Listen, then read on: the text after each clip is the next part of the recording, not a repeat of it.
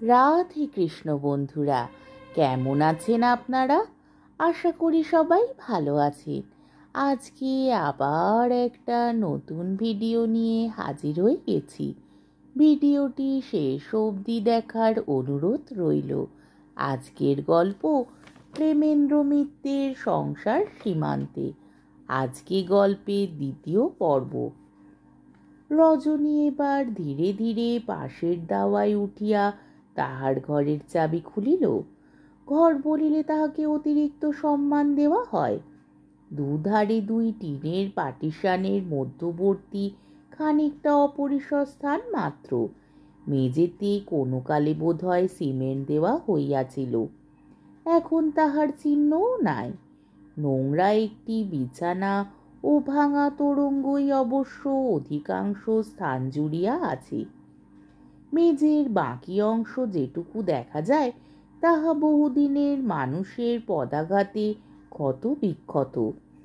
উপরে খোলার চাল, সেখানকার একটি বাঁশ হইতে তার দিয়া টাঙানো চিমনি ভাঙা হ্যারিকেন লণ্ঠনটি মিটমিট করিয়া জ্বলিতেছিল। রজনী ঘরে ঢুকিয়া তাহার আলোটাই একটু বাড়াইয়া দিল। তাহাতে আলোকের অভাব কিন্তু দূর হইল না। শিখাটি আরো বেশি ধূমোদ্গীরণ করিতে লাগিল মাত্র। মেঝের উপরকার ময়লা ছিন্ন বিছানায় একটি বালিশের উপর কুনুইয়ে ভর দিয়া লোকটা তখন বসিয়াছে। রজনী তাহার দিকে চাহিয়া বিরক্ত হইয়া বলিল, কি করলে বলো তো? জুতোটা বাইরে খুলে রেখে আসতে হয় না? সমস্ত ঘর যে কাদায় কাদা হয়ে গেল, এ মুক্ত করবে কে?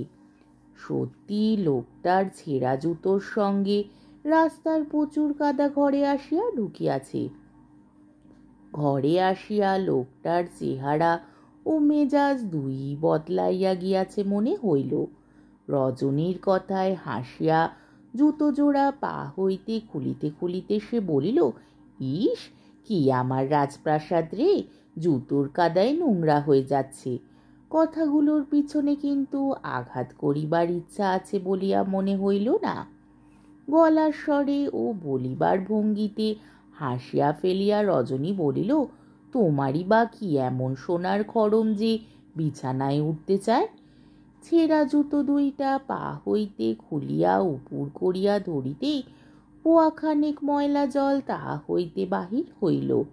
লোকটা হাসিয়া বলিল, এমন জুতোর তুই নিন্দে করিস?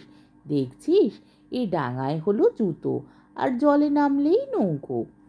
ময়লা জলে ঘরটা আরো নোংরা হইয়া যাইতেছিল, কিন্তু এবার রজনী রাগ করিতে ভুলিয়া গেল।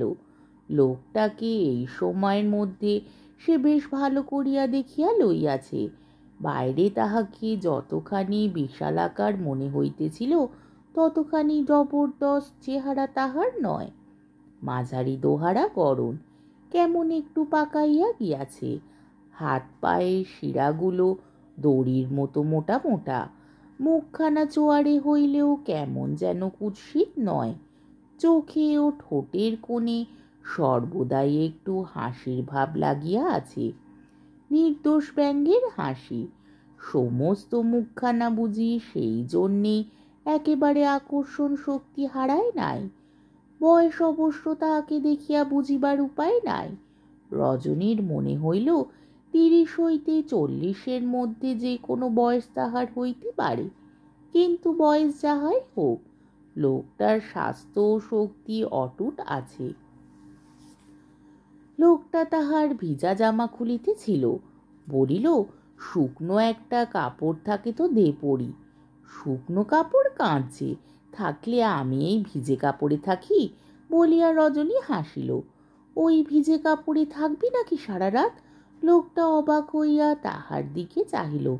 তাছাড়া কি করব? লোকটা হুঁ বলিয়া চুপ করিয়া রহিল। বিছানার ওপর ন্যাকড়ায় জড়ানো একটা কি জিনিস পড়িয়াছিল। রজনী হঠাৎ সেই দিকে হাত বাড়াইয়া বলিল, ওতে কি আছে দেখি। এই সামান্য ব্যাপারে লোকটা এমন চটিয়া যাইবে কে জানিত।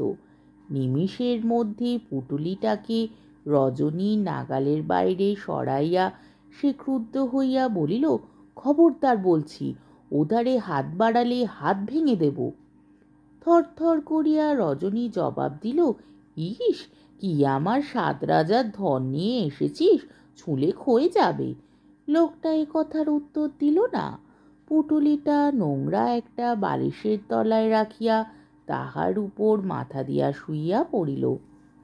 কথায় বার্তায় এতক্ষণ তাহাদের পরস্পরের প্রতি সন্দিগ্ধ বিরোধের ভাব যেটুকু কাটিয়া গিয়াছিল, সেটুকু আবার এখন ঘনাইয়া আসিয়াছে মনে হইল। এই লোকটাকে শেষ মুহূর্তে পয়সার লোভে ও পীড়নের ভয় ঘরে স্থান দেওয়ার জন্য এখন রজনীর আফসোস হইতেছিল। সে তো তখন ইচ্ছা করিলে চেঁচাইয়া বাড়ির সকলকে জাগাইয়া তুলিতে পারিত। লোকটা কিন্তু এক মুহূর্তেই তাহাকে গলা টিপিয়া মারিয়া ফেলিতে পারিত না। এই উগ্র প্রকৃতির অপরিচিত লোকটার সহিত সারা রাত একত্র কাটাইবার চিন্তায় রজনীর ভয় ভয় করিতে লাগিল। লোকটা খুনে ডাকাত কিনা কে জানে। সারা রাত সে জাগিয়া কাটাইবে বলিয়া সংকল্প করিল। ঘরের দরজার ভিতর হইতে চাবি দিয়া চাবিটি গোপনে আঁচলের খুঁটে বাঁধিয়া আলো নিবাইয়া যখন সে শুইয়া পড়িল, তখন রাত প্রায় 2টা। অনেক রাত পর্যন্ত সে জোর করিয়া জাগিয়াছিল, কিন্তু ভোরের দিকে শরীর আর সহিল না। কখন যে সে ঘুমাইয়া পড়িয়াছে তাহার মনে নাই। সকালে সচকিত হইয়া চোখ খুলিবার সঙ্গে সঙ্গে রজনী টের পাইল বাড়িতে বিষম হট্টগোল বাঁধিয়াছে। বাড়ির অন্যান্য অধিবাসিনীরা তাহার রাত্রের অতিথির কথা জানে না। কয়েকজন তাহার ঘরে ঢুকিয়া তীব্রস্বরে ভর্ৎসনাও করিতে শুরু করিয়াছে। হ্যালো, তোর আক্কেল কি বল দেখি? সদর দরজা হাট করে নিজের দরজা খুলে দিব্যি নাক ডাকিয়ে ঘুমোচ্ছিস? রজনী ধর্মড় করিয়া একবার বিছানায় উঠিয়া বসিল। সত্যি ঘরে কেহ কোথাও নাই, দরজা সত্যিই খোলা। কে আর একজন বলিল, আমরা সবাই তো বেহুঁশ হয়ে ঘুমোচ্ছি, যদি সব চুরি হয়ে যেত। কিন্তু চুরি যা হইবার রজনীরই হইয়াছে। তাহার আঁচল হইতে চাবি লইয়া যে দরজার তালা খুলিয়াছে, টাকাটি লইতে সে ভোলে নাই। রজনীর সমস্ত মুখ কঠিন হইয়া উঠিল। অশ্রুর উৎস একেবারে শুকাইয়া না গেলে সে বুঝি কাঁদিয়াই ফেলিত, কিন্তু তবু কাহাকেও সে কিছু বলিল না। এই নিদারুণ প্রবঞ্চনার কথা কাহাকেও বলিয়া সে হাস্যাস্পদ হইতে চাহে না। তাহাদের রাস্তারই এক গৃহস্থ বাড়িতে গত রাত্রে শীত কাটিবার চেষ্টা কাহারা করিয়াছিল বলিয়া দুপুরবেলা যখন সংবাদ পাওয়া গেল, তখনও মনের সন্দেহ সে মনেই চাপিয়া রাখিল। বিশাল পৃথিবী 2টি হতভাগ্য নরনারীর প্রথম মিলনের ইতিহাস এমনই কুৎসিত, এমন স্বার্থ লোভের কালিতে কলঙ্কিত। এই মিলনই একাধারে প্রথম ও শেষ হইতে পারিত, কিন্তু ভাগ্যের ইচ্ছা অন্যরূপ। আজকের পর্বটি এইখানেই শেষ হলো। আমার ভিডিওটি যদি আপনাদের ভালো লেগে থাকে তাহলে আমাকে কমেন্টের মাধ্যমে আপনাদের মূল্যবান মতামত অবশ্যই জানাবেন এবং আমার ভিডিওটিকে লাইক ও শেয়ার করার ও আমার চ্যানেলটিকে সাবস্ক্রাইব করারও অনুরোধ রইল। তাহলে আজকের ভিডিওটা এই অবধি। পরের দিন আবার এই গল্পেরই 3য় পর্ব নিয়ে হাজির হয়ে যাব। ততক্ষণ পর্যন্ত আপনারা সবাই ভালো থাকবেন, সুস্থ থাকবেন, সাবধানে থাকবেন এবং আমার ভিডিওটি দেখতে থাকবেন। তাহলে আজকে আসি। রাধে কৃষ্ণ।